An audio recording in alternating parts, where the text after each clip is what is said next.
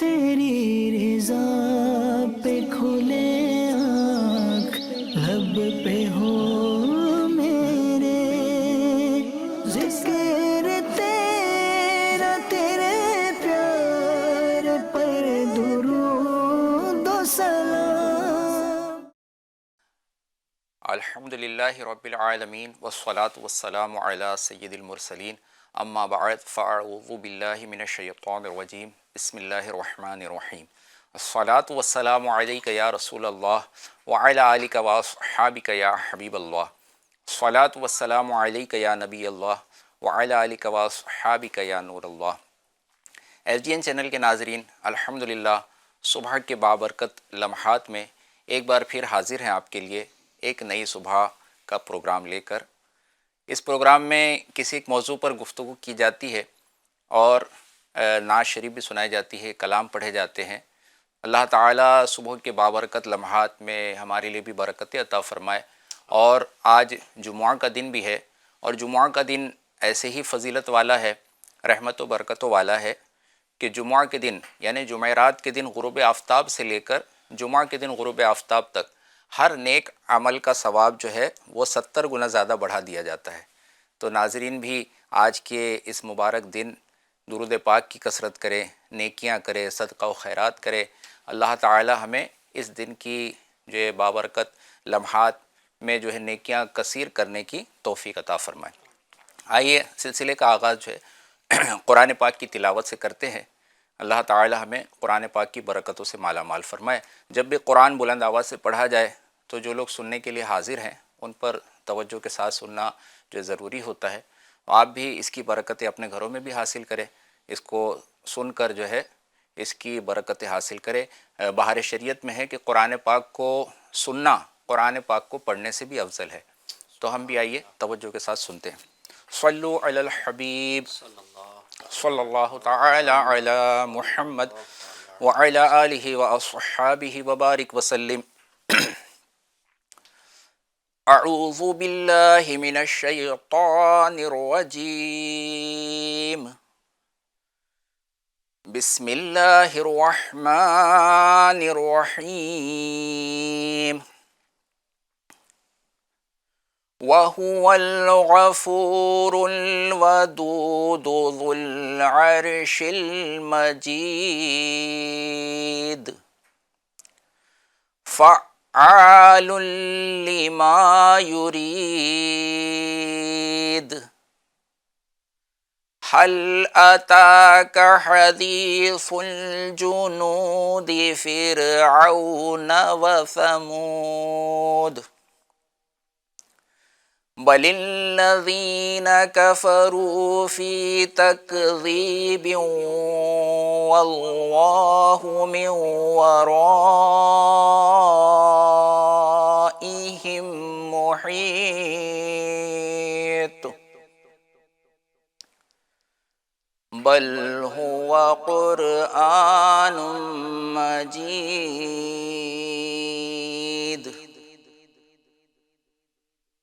بل هو قرآن مجید فی لوح محفوظ، صدق اللہ العظیم۔ اللہ تعالی ہم سب کو قرآن پاک کی برکتوں سے مالا مال فرمائے۔ ناظرین بھی توجہ کریں اور روزانہ گھر میں قرآن پاک کی تلاوت صبح کے لمحات میں کیا کرے۔ قرآن پاک کا ہر حرف پڑھنے پر اللہ تعالیٰ اپنی رحمت سے 10 نیکیاں عطا فرماتا ہے۔ اور الف لام میم ایک حرف نہیں ہے، بلکہ الف ایک حرف ہے، لام ایک حرف ہے، میم ایک حرف ہے۔ تو جتنے ہم حروف قرآن پاک کی تلاوت کریں گے انشاءاللہ 10 نیکیاں ہمیں ملتی جائے گی۔ ناظرین روزانہ معمول بنائیں، چند آیتیں، ایک رکوع، ہو سکے تو آدھا پارہ، ایک پارہ قرآن پاک کا تلاوت کیا کریں۔ صحیح طریقے سے سیکھنے کے لیے مدنی قاعدے سے اور ایف جی این چینل پر بھی جو قرآن پاک سکھانے کے جو سلسلے آتے ہیں اس کو دیکھ کر آپ سیکھنے کی کوشش کریں۔ اللہ تعالیٰ یہ بابرکت لمحات اللہ تعالیٰ ہم سب کو قرآن پاک کی برکتوں سے مالا مال فرمائے۔ آئیے اس سلسلے کو آگے بڑھاتے ہیں۔ ہمارے سلسلے میں الحمدللہ نعت خوانی کے لیے کلام سنانے کے لیے ہمارے الطاف بھائی موجود ہیں، ان کو بھی مرحبا کہتے ہیں، اور آج دیکھتے ہیں کون سا کلام سناتے ہیں۔ صلی اللہ علیہ یا رسول اللہ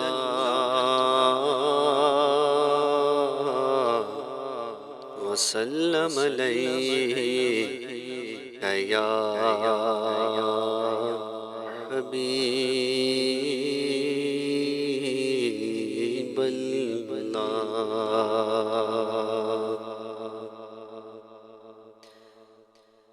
ایک میں کیا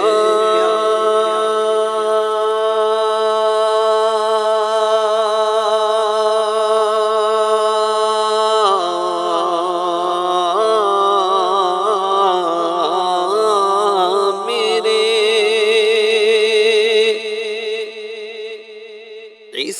عصیان کی حقیقت کتنی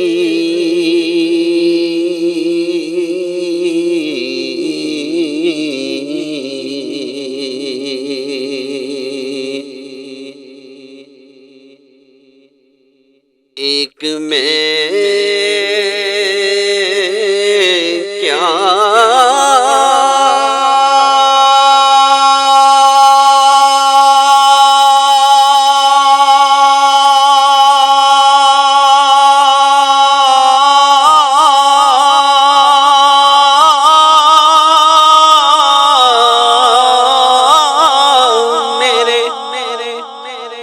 عصیان کی حقیقت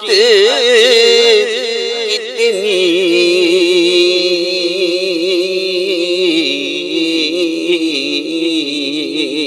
کہ مجھ سے 100 لاکھ کو کافی ہے اشارہ تیرا صلی اللہ علیہ یا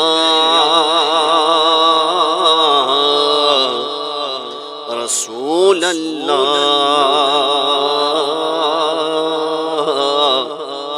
سلم علیہ یا حبیب اللہ۔ میرا دل اور میری جان مدینے والے، میرا دل اور میری جان مدینے والے، تجھ پہ 100 جان سے قربان مدینے والے، تجھ پہ 100 جان سے قربان، تجھ پہ 100 جان سے قربان مدینے والے۔ ہم فقیروں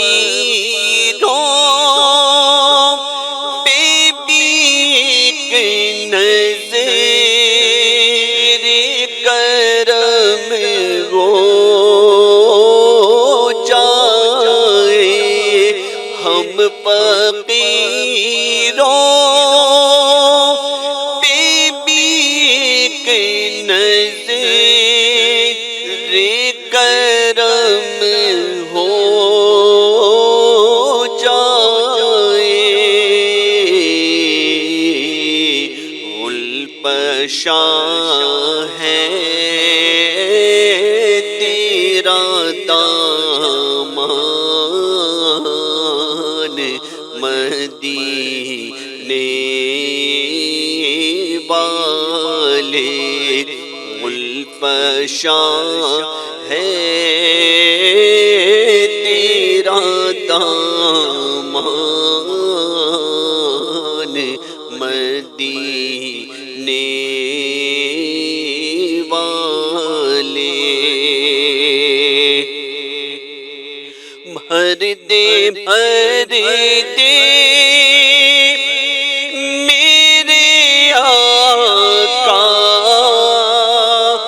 میری جھولی بھر دے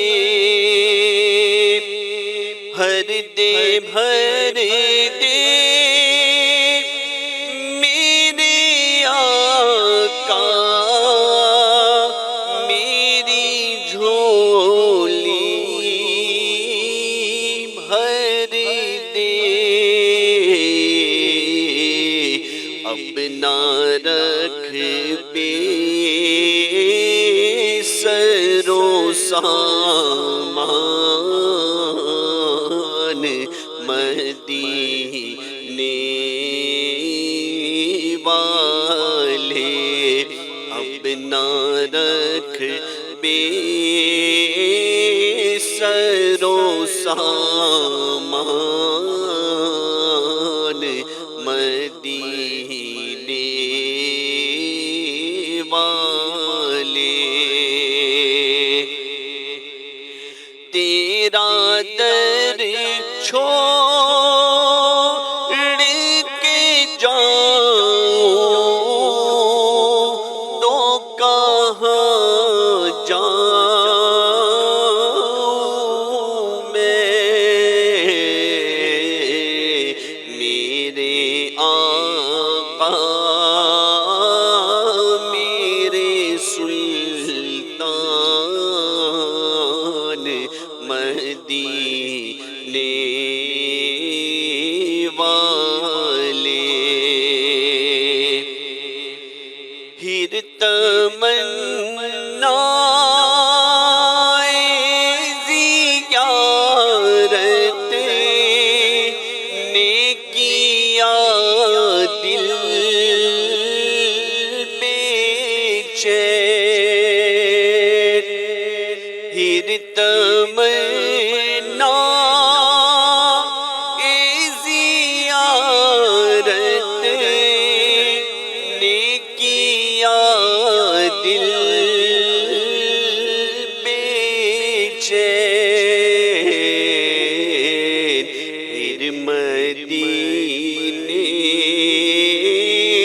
کا ہے ارمان مدینے والے لکھ دے میری قسمت میں مدینہ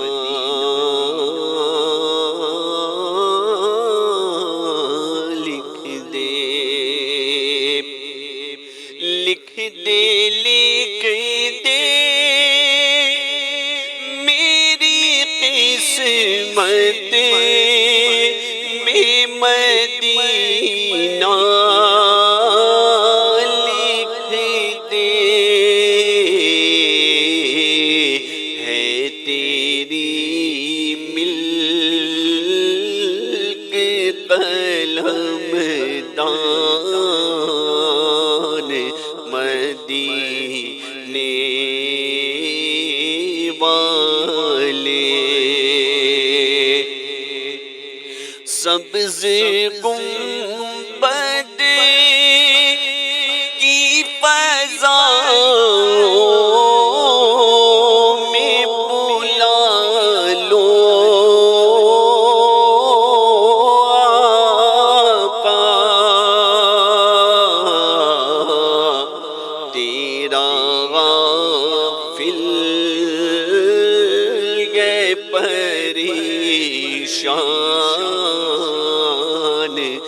مدینے والے سگے طیبہ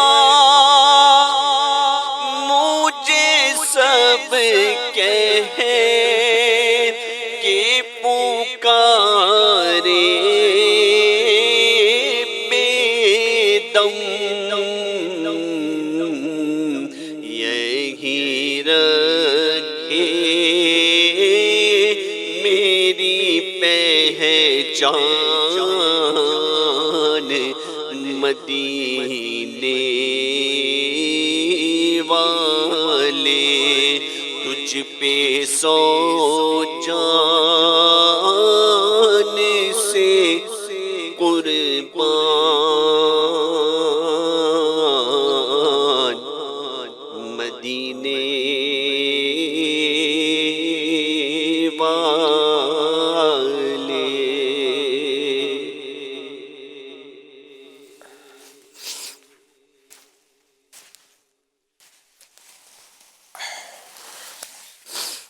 اللہ تعالیٰ نعت رسول صلی اللہ علیہ وسلم کے صدقے میں ہمارے دلوں میں بھی عشق رسول کی شمع کو اور فروزہ فرمائے، اور جو سرکار صلی اللہ علیہ وسلم سے سچی محبت ہونی چاہیے اللہ تعالیٰ اور اس میں اضافہ فرمائے. اعلیٰ حضرت امام اہل سنت علیہ رحمۃ الرحمن فرماتے ہیں، جان ہے عشق مصطفیٰ روز فضو کرے خدا، جس کو ہو درد کا مزہ ناز دوا اٹھائے کیوں. اور اللہ تعالیٰ اس عشق میں اضافہ فرمائے. یہ عشق میں سلگنا، یہ دل کا تڑپنا، یہ آنکھوں سے اشک کا بہنا اللہ کی بارگاہ میں قبول ہو جائے تو اسی کے صدقے ہو سکتا ہے کہ ہماری نجات ہو جائے. ندامت کے موتی کے دانے بہت ہیں، تیرے بخشنے کے بہانے بہت ہے، اور اے عشق تیرے صدقے جلنے سے چھٹے سستے. اے عشق تیرے صدقے جلنے سے چھٹے سستے، جو آگ بجھا دے گی وہ آگ لگائی ہے. تو ناظرین الحمدللہ آج جمعہ کے دن ایف جی این چینل کے ساتھ ہم ایک نئی صبح میں حاضر ہیں. آج کا جو ہمارا موضوع ہے وہ ہے انسانیت کی سب سے بڑی خدمت کیا ہے. کیا لارجسٹ بگیسٹ سروس ہے ہیومینٹی کی انسانیت کی سب سے بڑی خدمت کیا ہے. تو بہت ساری خدمات ہیں، لوگ اپنے اپنے انداز سے خدمات جو ہے وہ پیش بھی کرتے ہیں. کہیں کوئی بھوکوں کو کھانا کھلا رہا ہے، کہیں جن کے پاس شیلٹر نہیں ہے لوگوں کی پرورش کی جا رہی ہے، یتیموں کی کفالت کی جا رہی ہے. بعض اوقات اولڈ ہاؤس بھی ہوتے ہیں جہاں پر اولڈ ہاؤس میں لوگوں کو رکھا جاتا ہے جن کے ماں باپ جو ایسی بڑی عمر والے ہیں جن کی کوئی دیکھ ریکھ کرنے والا نہیں. اپنے اپنے انداز سے لوگ خدمتیں کر رہے ہیں. ہم اگر ٹرین سے سفر کر رہے ہیں، بس سے سفر کر رہے ہیں، تو ایک خدمت یہ بھی ہے کہ اگر کوئی شخص وہاں ٹرین میں چڑھا ہے، بڑی عمر والا ہے یا کافی لمبا سفر ہے، اب ہمیں سیٹ ملی ہوئی ہے تو ہم سیٹ کسی اور کو دے دیں، یہ بھی ایک خدمت ہے. لیکن اگر ہم یہ غور کریں، ناظرین بھی غور کریں کہ انسانیت کی سب سے بڑی خدمت کیا ہوگی. بہت ساری خدمات ہیں، کسی کی مدد کر دینا، کسی کو راستہ بتا دینا، کسی کو اگر ممکن ہو تو قرض دے دینا، رقم دے دینا، الگ الگ خدمات ہیں. لیکن سب سے بڑی خدمت انسانیت کی یہ ہے کہ انسان کو جہنم کا ایندھن بننے سے بچایا جائے. اگر کوئی شخص جہنم میں جا رہا ہے، ایسے اعمال کر رہا ہے جہنم کی طرف جانے کے لیے، بڑھنے کے لیے، تو اس سے بچانا یہ بہت بڑی خدمت کی بات ہے. ہمارے آقا مدینے والے مصطفیٰ صلی اللہ تعالی علیہ وسلم نے حضرت علی رضی اللہ تعالیٰ عنہ سے فرمایا کہ اے علی، اللہ پاک تمہارے ذریعے اگر کسی شخص کو راہ راست پر لے آئے تو یہ تمہارے لیے ان تمام چیزوں سے بہتر ہے جن پر سورج طلوع ہوتا ہے. یعنی انسان ساری دنیا کے اندر جتنی بھی چیزیں ان سے بہتر کیا قرار دیا گیا کہ کوئی بندہ ہمارے ذریعے سے راہ راست پر آ جائے، نیک کاموں کی طرف آ جائے، نمازوں کی طرف آ جائے. تو نیکیاں کرنا، نیکی کی دعوت دینا یہ بہت بڑا کام ہے. اور ان کاموں سے جن سے اللہ تعالیٰ نے منع کیا ہے اور جس کے سبب بندہ جہنم کا حقدار بن سکتا ہے، ان سے روکنے کی کوشش کی جانی چاہیے. تو آئیے اس پر ایک واقعہ بھی ہم سنتے ہیں کہ آج جو بندہ اللہ تعالیٰ کی نافرمانیاں کرتا ہے، آج لوگوں کا ایک کانسیپٹ ہے گناہ کو لوگ گناہ نہیں سمجھتے. بندہ آج کیا ہوتا ہے، توبہ کرنے کے لیے جب بڑھتا ہے تو توبہ کے لیے کب بڑھتا ہے؟ جب وہ اپنے کام کو غلط سمجھے گا، جب اس کو ندامت ہوگی، جب اس کو پشیمانی ہوگی، تب وہ جو ہے گناہ کی طرف جو ہے گناہ سے توبہ کی طرف بڑھے گا. لیکن آج گناہوں کو گناہ سمجھنے والے لوگ بھی کم ہوتے جا رہے ہیں. احساس جو ہے شیطان وہ ختم کرتا جا رہا ہے کہ بندے نے کوئی غلط کام کیا ہے. تو اس طرح پہلے کے بھی لوگ ہوتے تھے. تو ایک شخص نے بزرگان دین کی بارگاہ میں حاضر ہو کر ایک بزرگ سے جو دریافت کیا، اور آ کر اس نے بڑا عجیب سوال کیا کہ حضرت مجھے گناہوں کا علاج جو ہے وہ بتا دیجئے، یا اگر گناہوں میں مائل ہوں تو توبہ کی طرف کس طرح سے. حضرت ابراہیم بن ادھم رحمۃ اللہ تعالیٰ کی بارگاہ میں حاضر ہوا اور اس نے کہا کہ مجھ سے گناہ بہت سرزد ہوتے ہیں، آپ گناہوں کا کچھ مجھے علاج بتا دیجیے. اس طرح بعض ایسے بھی لوگ ہوتے تھے جو گناہ کرنے کی اجازت طلب کرتے تھے، تو ان کی بھی تنبیہ فرمائی گئی ہے، ان کو بھی سمجھایا گیا ہے. اس شخص نے آ کر گناہوں سے بچنے کے لیے اس کا علاج جو ہے پوچھا، تو حضرت سیدنا ابراہیم بن ادھم رحمۃ اللہ تعالی نے کیا خوب اس کو جواب آپ نے ارشاد فرمایا. آپ نے فرمایا کہ جب سب سے پہلی بات، جب تو گناہ کا ارادہ کرے، جب تو اللہ تعالیٰ کی نافرمانی کا ارادہ کرے تو اللہ تعالیٰ کا رزق کھانا بند کر دے. وہ شخص سن کر حیران ہوا کہ حضور یہ کیسی بات آپ کر رہے ہیں، رزاق تو وہی ہے، وہی اللہ تعالیٰ رزق دینے والا ہے، بلکہ زمین پر چلنے والا کوئی ایسا شخص نہیں، کوئی ایسا جاندار نہیں جس کا رزق اللہ تعالیٰ کی ذمہ کرم پر نہ ہو. تو بھلا اگر اس کا رزق نہیں کھاؤں گا تو پھر میں کس کا رزق کھاؤں گا، کس سے روزی حاصل کروں گا. تو آپ نصیحت کرتے ہوئے فرماتے ہیں، اے شخص کتنے تعجب کی بات ہے کہ جس کا رزق کھا رہے ہو، جس کی روزی کے ذریعے تمہاری زندگی گزر رہی ہے، اس رب عز و جل کی نافرمانی کرو. تو بڑی عبرت کے ساتھ جو ہے وہ شخص اس بات کو سنتا ہے. پھر آپ فرماتے ہیں کہ جب گناہ کا ارادہ ہو تو اللہ تبارک و تعالیٰ کے ملک سے باہر نکل کے گناہ کرنا. ایک آج بادشاہ ہوتا ہے، اس کی ایک سلطنت ہوتی ہے، ایک حدود ہوتی ہے. آج ایک ملک ہوتا ہے، ملک کی بھی اپنی بارڈرز ہوتی ہیں. جب ملک کے اندر بھی اسٹیٹ کی الگ الگ بارڈر ہوتی ہے. بندہ ایک حد سے جب نکل کے دوسری جگہ چلا جاتا ہے، آج یہاں اس ملک کی حکومت ہے، آگے سے بارڈر کراس ہوا جو ہے ایروپلین کے ذریعے، سفر کے ذریعے، یا اور بھی کسی طریقے سے اپنے کاغذات وغیرہ دکھا کر، پاسپورٹ دکھا کر، وہاں کا ویزا دکھا کر بندہ دوسری ملک میں جاتا ہے. وہاں اب حکومت تبدیل ہو چکی ہوتی ہے، تو الگ الگ ملکوں کی الگ سرحدیں ہوتی ہیں. تو اللہ تبارک و تعالیٰ کے ملک سے باہر نکلنے کا وہ بزرگ نے فرمایا، حضرت ابراہیم بن ادھم رحمۃ اللہ تعالیٰ نے. اس شخص کو بڑا تعجب ہوا، اس نے کہا حضور یہ کیسے ممکن ہے، میں اللہ کے ملک سے تو نکل ہی نہیں سکتا. ساری زمین، سارے آسمان، کائنات کے ہر ذرے ذرے پر اللہ تعالیٰ کی بادشاہت ہے، اللہ تعالیٰ کی حکومت ہے.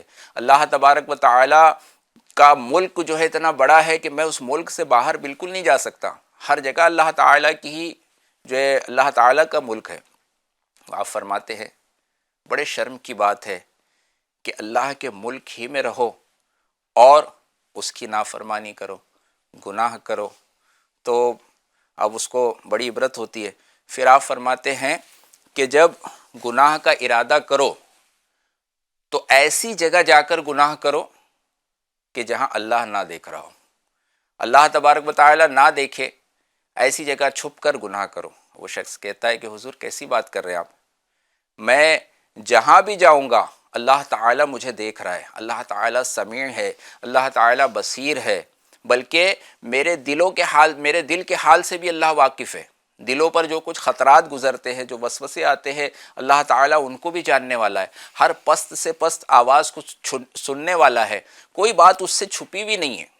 تو میں بھلا کس طرح سے چھپ کر گناہ کر سکتا ہوں.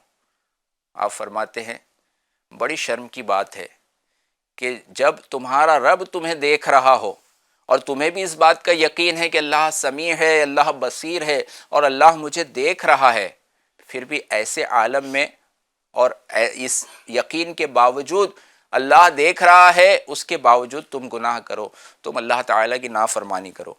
پھر آپ چوتھی نصیحت، چوتھا علاج آپ بیان فرماتے ہیں کہ جب حضرت ملک الموت علیہ السلام روح قبض کرنے کے لیے آئے تمہارے پاس جب آئیں روح قبض کرنے کے لیے تو آپ نے جو ہے تم انہیں منع کر دینا کہ میں آپ کے ساتھ نہیں جاؤں گا، اور مجھے آپ تھوڑی مہلت دے دیجئے تاکہ میں توبہ کر لوں، میں گناہوں سے باز آ جاؤں۔ تو وہ کہتا ہے کہ حضور میری کیا اوقات، اور میں کس طرح سے ملک الموت کو منع کر سکتا ہوں، وہ تو جب آئیں گے کسی کو ایک سانس کی بھی مہلت نہیں ملتی ہے۔ ایک شاعر کہتا ہے کلام کرتے کیا منہ میں زباں بھی ہل نہ سکی، کلام کرتے کیا منہ میں زباں بھی ہل نہ سکی، پلک جھپکنے کی مہلت بھی ان کو مل نہ سکی۔ یعنی کسی بندے کو اتنی مہلت بھی نہیں ملتی جب اس کا وقت آ جاتا ہے۔ اور قرآن پاک میں بھی اللہ تعالیٰ اسے بیان فرماتا ہے جس کا مفہوم ہے جب تم میں سے کسی شخص کو موت آتی ہے تو وہ یہ کہتا ہے اے میرے رب عز و جل تو نے مجھے تھوڑی مدت تک مہلت کیوں نہ دی کہ میں صدقہ کرتا اور نیکوں میں ہوتا، اور اللہ عز و جل ہرگز کسی جان کو مہلت نہ دے گا جب اس کا وعدہ آ جائے اور اس کو تمہارے سب کاموں کی خبر ہے۔ تو جب موت کا وقت مقرر ہے، موت کا ایک دن معین ہے، نیند کیوں رات بھر نہیں آتی، موت کا وقت فکس ہے، موت کا جب وقت آ گیا، جب فرشتہ موت کا آ جائے گا پھر بچا کوئی نہ تجھ کو پائے گا۔ تو وہ کہتا ہے کہ میں ملک الموت کو جواب نہیں دے سکتا، میں ان سے مہلت طلب نہیں کر سکتا۔ آپ فرماتے ہیں جب تو یہ جانتا ہے کہ ملک الموت جب آ جائیں گے تو تجھے توبہ کی مہلت نہیں دیں گے، تیرا وقت بڑھ نہیں سکے گا، تو ملک الموت کے آنے سے پہلے ہی گناہوں سے سچی توبہ کیوں نہیں کر لیتا، کیوں اپنی توبہ کو مؤخر کر رہا ہے؟ تجھے معلوم ہے کہ بعد میں موقع نہیں ملے گا، تو آج ہی سچی توبہ کیوں نہیں کر لیتا؟ پھر آپ پانچویں نصیحت فرماتے ہیں، گناہوں کا پانچواں علاج بیان کرتے ہوئے فرماتے ہیں کہ جب تجھے قبر میں رکھا جائے اور نکیرین آئے، ناظرین بھی غور کرے، قبر میں سوال کرنے والے دو فرشتے ہیں، منکر اور نکیر۔ یہ دونوں فرشتے ان کا جو حلیہ بیان کیا گیا ہے کہ سر سے پاؤں تک لمبے لمبے محیب بال، اور آنکھوں سے گویا انگارے برستے ہوں گے، اور لمبے لمبے دانتوں سے قبر کی دیوار چیرتے ہوئے یہ قبر میں آئیں گے، اور سخت لہجے میں، ان کی آواز بھی بڑی سخت ہوگی، سخت لہجے میں آ کر قبر والوں سے، جو مردہ ہوتا ہے، میت ہوتی ہے، اس سے سوال کرتے ہیں۔ تو آپ فرماتے ہیں کہ جب نکیرین آئے اور تو اس سے سوال کرنے لگے تو کہہ دینا میں تمہارے سوالوں کے جواب نہیں دیتا۔ اب وہ نوجوان پھر کہتا ہے کہ حضور یہ کیسے ہو سکے گا، اور وہ تو مجھ سے سوال کریں گے، مجھ سے حساب کتاب لیں گے، مجھ سے سوالات کریں گے، میں انہیں نہیں روک سکتا۔ آپ فرماتے ہیں کتنی عجیب بات ہے، جب تو یہ جانتا ہے کہ نکیرین قبر میں آئیں گے، تیرے ساتھ یہ قبر کا امتحان ہونا ہے، تو اس کی تیاری کیوں نہیں کرتا، اس کے بارے میں جو ہے انتظامات کیوں نہیں کرتا؟ یہاں تک کہ روایتوں میں فرمایا گیا ہے جو قبر میں بغیر نیک اعمال کے اتر گیا تو وہ گویا ایسا ہے جیسے بحر میں بغیر سفینے کے اتر گیا، بغیر سمندر کے اندر بغیر کشتی کے جو اتر گیا، بغیر جہاز کے جو سمندر کے اندر اتر گیا تو اسے ڈوبنا ہی ہوتا ہے۔ ایک حد تک وہ اس کی لمیٹیشن ہوگی، جب تک وہ ہاتھ پیر مارے گا، جب تک تیر سکے گا، بعد میں تو اسے ڈوب جانا ہے۔ تو سمندر میں جانے کے لیے جس طرح سے کشتی ضروری ہے، جہاز ضروری ہے، اسی طرح سے نیک اعمال کا سلسلہ جمع کرنا قبر میں اترنے کے لیے ضروری ہے۔ پھر آپ آخری جو نصیحت فرماتے ہوئے اسے کہتے ہیں، آخری علاج گناہوں کا چھٹا علاج بیان کرتے ہوئے آپ فرماتے ہیں کہ قیامت کے دن جب تجھے حکم ہو کہ تو جہنم میں چلا جا تو کہنا کہ میں جہنم میں نہیں جاؤں گا۔ وہ کہتا ہے حضور میرے کہنے سے کیا ہوگا، میری کیا اوقات، مجھے تو فرشتے پکڑ کر جہنم کی طرف لے جائیں گے، میرے منع کرنے سے کوئی نہیں رکے گا، مجھے جہنم میں ڈال دیا جائے گا۔ آپ فرماتے کتنے تعجب کی بات ہے کہ جب تو یہ جانتا ہے کہ جہنم موجود ہے، جس کو جہنم میں جانے کا حکم سنایا جائے گا تو وہ جہنم میں جا کر رہے گا، اور وہ وہاں سے راہ فرار اختیار نہیں کر سکتا، نہیں بچ سکتا، تو آج دنیا میں جہنم سے بچنے کی کوشش کیوں نہیں کرتا؟ تو اس شخص پر نہ بڑی رقت طاری ہوئی، آہوزاری کرنے لگا، رو رو کے زاروں کی طرح رو رو کر اس نے اپنے سارے گناہوں سے سچی توبہ کی، اور مرتے دم تک وہ اپنی توبہ پر قائم رہا اور نیکوکار بن گیا۔ تو پیارے ناظرین، محترم ناظرین، غور کریں آپ کہ کتنے اچھے علاج جو ہے نا گناہوں کے بتائے، حضرت ابراہیم بن ادہم رحمۃ اللہ تعالی علیہ، انہوں نے علاج بتائے، تو ہمیں بھی غور کرنا چاہیے، ہمیں بھی سمجھنا چاہیے کہ ہم بھی گناہوں سے توبہ کریں۔ آج ہم توبہ تو کرتے وقت طور پر استغفر اللہ کے لیے استغفر اللہ، کان کھینچ لیے تھوڑی دیر کے لیے، گالوں پر چپت مار لی، اور پھر ہمارا جو اعمال کا سلسلہ ہے وہی جاری رہتا ہے۔ نمازیں چھوڑ رہے تو نمازیں چھوڑ رہے، جمعہ کے دن 2 رکعت پڑھ لی جا کر نماز، بقیہ نمازیں ہماری غائب، بقیہ جو ہے گناہوں کا سلسلہ، فلمیں ڈراموں کا، گانے باجوں کا، بے پردگی کا، بدنگاہی کا، طرح طرح کے گناہوں میں ہم لگے۔ تو آج ہمیں واقعی غور کرنا چاہیے۔ آج بندہ جو ہے وہ احساس کرتا ہے، یہ اگر احساس ہمارا قوی ہو جائے کہ اللہ ہمیں دیکھ رہا ہے، اللہ ہمارے ساتھ ہے اور ہمیں دیکھ رہا ہے۔ آج کیا ہے، آج بندہ جو ہے گناہوں کی طرف جو ہے وہ مائل جلدی ہو جاتا ہے اور نیکیوں کی طرف کم ہوتا ہے۔ تو اللہ تعالی ہم سب کو گناہوں سے بچنے کی توفیق عطا فرمائے، گناہوں کے علاج جو ہے وہ کرنے کی توفیق عطا فرمائے۔ آئیے ناظرین ایک کلام کو جو ہے سلسلے میں شامل کرتے ہیں، اللہ تعالی ہم سب کو گناہوں سے بچنے کی توفیق عطا فرمائے۔ محبوب کی محفل کو محبوب سجاتے گئے، محبوب کی محفل کو محبوب سجاتے گئے، آتے گئے وہی جن کو سرکار بلاتے ہیں۔ آقا کی ثنا خوانی در اصل عبادت ہے، ہم نعت کی صورت میں قرآن سناتے گئے۔ پنجتن کے گھرانے کی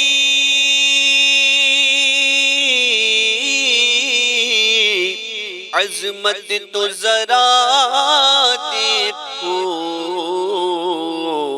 سرنیز پہ ہے پھر بھی قرآن سناتے ہیں۔ جن کا ہر دنیا میں کوئی بھی نہیں والی، اس کو بھی میرے آقا سینے سے لگاتے ہیں۔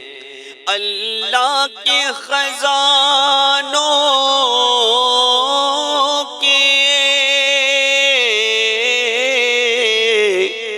مالک گئے میرے آقا، یہ سچ گئے نیازی ہم سرکار کا کھاتے ہیں، یہ سچ گئے نیازی ہم سرکار کا کھاتے ہیں۔ صلی اللہ علیہ سیدنا و مولانا محمد وعلی آلہ وصحبہ وبارک وسلم۔ ناظرین، گفتگو چل رہی تھی گناہوں کے بارے میں کہ اللہ تعالیٰ کی نافرمانیوں سے اپنے آپ کو بچانا، دوسروں کو بچانا۔ قرآن پاک میں حکم بھی دیا گیا، اے ایمان والو اپنی جانوں اور اپنے گھر والوں کو اس آگ سے بچاؤ جس کا ایندھن آدمی اور پتھر ہے۔ تو ہمیں اپنے آپ کو بھی بچانا ہے، خود بھی نمازیں پڑھنا ہے، اپنے گھر والوں کو بھی نماز کا پابند بنانا ہے، خود بھی گناہوں سے بچنا ہے، دوسروں کو بھی بچانا ہے، اپنے پڑوسیوں کو بچانا ہے، اپنے محلے والوں کو بچانا ہے، اپنے ایریا والوں کو بچانا ہے۔ ہمیں نیکی کی دعوت کا جو ہے سلسلہ عام کرنے کی ضرورت ہے، تو ہمیں بھی اس کا خیال رکھنا چاہیے۔ یہ مسلمانوں کی مدد کرنا، مسلمانوں کا فائدہ پہنچانا، اس کی بڑی فضیلتیں ہیں کہ ایسی جو خصلتیں جس میں بندہ جو ہے وہ نیکیوں کی طرف مائل ہو اور جو ہے گناہوں سے بچائے اپنے آپ کو، تو اس کی بڑی فضیلت ہے۔ اللہ تعالی ہم سب کو گناہوں سے بچنے اور دوسروں کو بھی بچانے کی توفیق عطا فرمائے۔ حضرت سیدنا امام ابن جوزی رحمۃ اللہ تعالی علیہ کچھ یوں نقل فرماتے ہیں، آخر میں اللہ تبارک و تعالی کا فرمان جو ہے وہ کچھ میں آپ کو پیش کر رہا ہوں، توجہ کے ساتھ ناظرین سنیں اور اس کو محسوس کرے واقعی کہ اللہ تعالی اگر ہم کلام ہو رہا ہے بندے سے، اللہ تبارک و تعالی کا فرمان اگر ہم تک پہنچ رہا ہے تو کس انداز سے سننا چاہیے۔ سننے والوں نے سنا، اتنے زبردست انداز سے سنا۔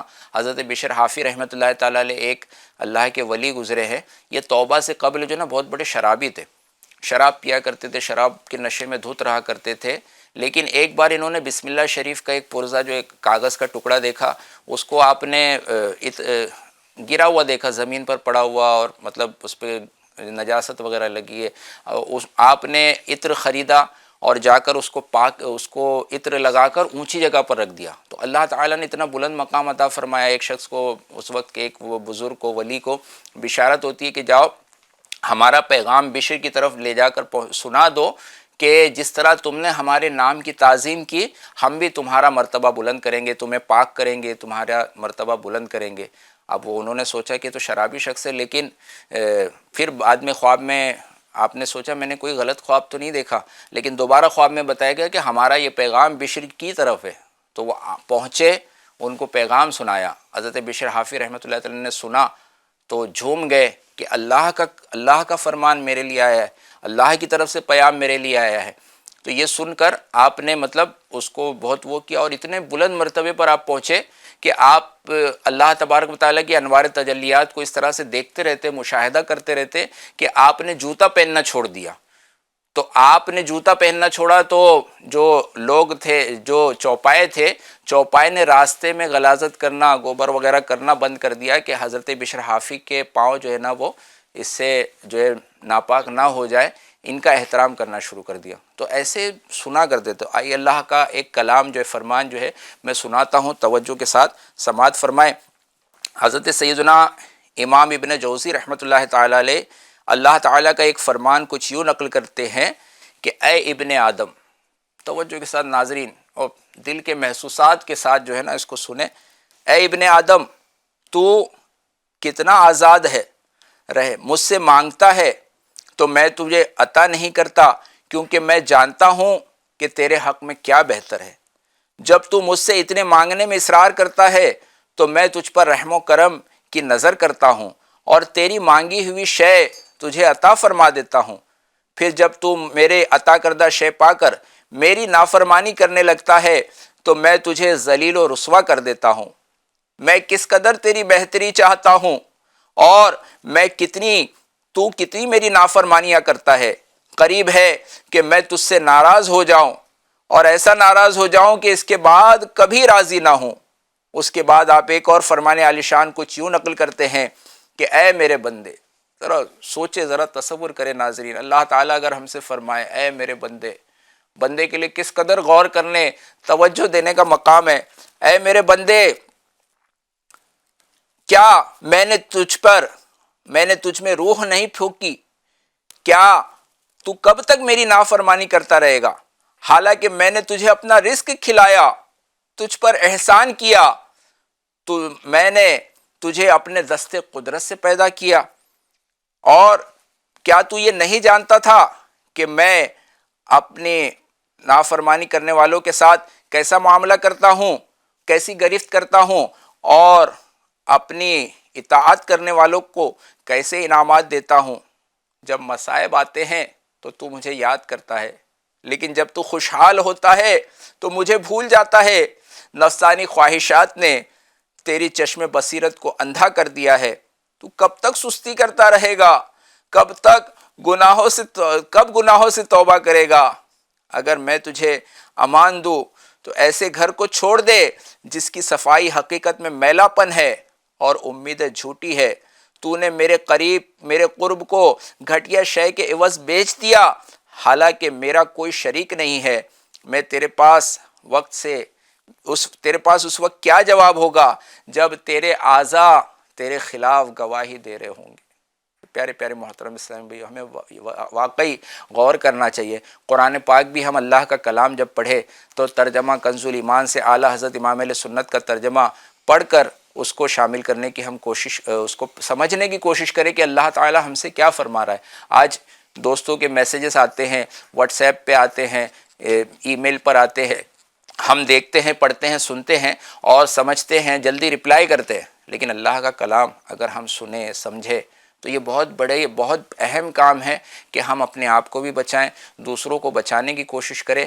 اللہ تعالی ہم سب کو ان باتوں پر عمل کرنے کی توفیق عطا فرمائے، اور انسانیت کی جو سب سے بڑی خدمت ہے، جہنم سے خود کو بچانا، دوسروں کو بچانا، اللہ تعالی اسے کرنے کی توفیق عطا فرمائے۔ اسی طرح آپ بھی روزانہ خاص طور پہ جمعرات، جمعہ، سنیچر 3 دن یہ سلسلہ جو ہے لائیو ہوتا ہے FGN پر، ایک نئی صبح، اس میں شامل رہا کرے 9 بجے کے قریب۔ اللہ تعالی ہمیں اس پر عمل کرنے کی توفیق عطا فرمائے۔ آئیے ناظرین صلاۃ والسلام کے لیے۔ تاجدار حرم اے شہنشاہ دے، تاجدار حرم اے شہنشاہ دے، تم پہ ہر دم کروڑوں درود و سلام ہو، نگاہ کرم ہم پہ سلطان دی، تم پہ ہر دم کروڑوں درود و سلام، دور رہ کر نہ دم ٹوٹ جائے کہیں، دور رہ کر نہ دم ٹوٹ جائے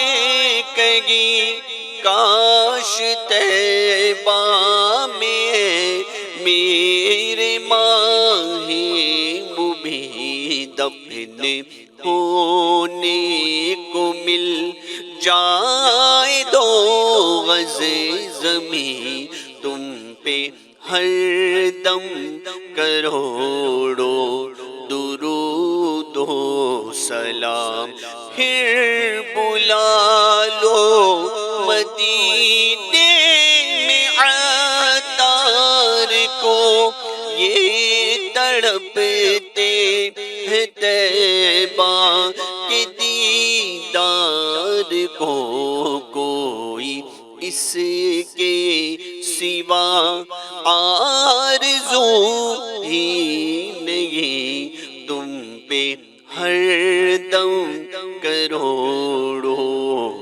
درود و سلام۔ السلام علیکم یا رسول اللہ وعلی آلک و اصحابک یا حبیب اللہ، الصلاۃ والسلام علیک یا نبی اللہ وعلی آلک و اصحابک یا نور اللہ، الحمد للہ رب العالمین والصلاۃ والسلام علی سید المرسلین، یا رب مصطفیٰ عز و جل صلی اللہ علیہ وسلم بطفیل مصطفیٰ صلی اللہ علیہ وسلم۔ یا اللہ عز و جل ہمارے ماں باپ کی اور ساری امت کی مغفرت فرما، یا اللہ ہمارے تمام صغیرہ کبیرہ گناہوں کو معاف فرما، یا اللہ ہمیں جہنم کی آگ سے محفوظ فرما دے، اے اللہ جہنم سے بچنے اور بچانے والا بنا دے، اے اللہ جنت کی طرف بڑھنے اور لوگوں کی جنت کی طرف لے جانے والا بنا دے، اے مالک و مولا، اے اللہ ہماری اولاد کو بھی نیک بنا دے، ہمارے گھر والوں کو نیک بنا دے، ہمیں نیک پرہیزگار، ماں باپ کا فرما بردار اور سچا عاشق رسول بنا دے، اے اللہ مسلمانوں کی پریشانیاں دور فرما دے، گھریلو ناچاکیاں، قرض داریاں، بیجا مقدمہ بازیاں اور طرح طرح کی بیماریوں سے سب کو نجات عطا فرما۔ اے اللہ ساری عالم اسلام کے مسلمانوں کی جان و مال عزت آبرو، ہماری مساجد، مقابر، مدارس، املاک، تمام چیزوں کی، بالخصوص ہمارے نیک اعمال کی اور ہمارے ایمان کی غیب سے حفاظت فرما، ایمان پر استقامت عطا فرما، ایمان و عافیت کے ساتھ ہم سب کا خاتمہ بالخیر مدینہ میں فرما، جنت البقیع میں مدفن، جنت الفردوس میں تیرے حبیب صلی اللہ علیہ وسلم کے قدموں میں بلا حساب و کتاب، بلا عذاب و عتاب جگہ نصیب فرما۔ اے اللہ جو ناظرین مولا ہمیں دیکھ رہے ہیں مولا، ان کی بھی گھروں میں جو بھی مشکلات ہیں دور فرما، سبھی کی تمام جائز دعاؤں کو قبول فرما، ہم سب کو دعوت اسلامی کے مدنی ماحول میں استقامت عطا فرما، وابستگی عطا فرما، ایمان و عافیت کے ساتھ ہم سب کا خاتمہ بالخیر مدینے میں فرما۔ کہتے رہتے ہیں دعا کے واسطے بندے تیرے، کر دے پوری آرزو ہر بے کس و مجبور کی۔ آئیے محفل کے اختتام کی دعا پڑھ لے۔ سبحانک اللہم وبحمدک لا الہ الا انت استغفرک واتوب الیک۔ سبحانک اللہم وبحمدک لا الہ الا انت استغفرک واتوب الیک۔ سبحانک اللہم وبحمدک لا الہ الا انت استغفرک واتوب الیک۔ صلی اللہ علی محمد صلی اللہ علیہ وسلم۔ سبحان ربک رب العزت عما یصفون وسلام علی المرسلین والحمد للہ رب العالمین۔ لا الہ الا اللہ محمد رسول اللہ۔ تیری رضا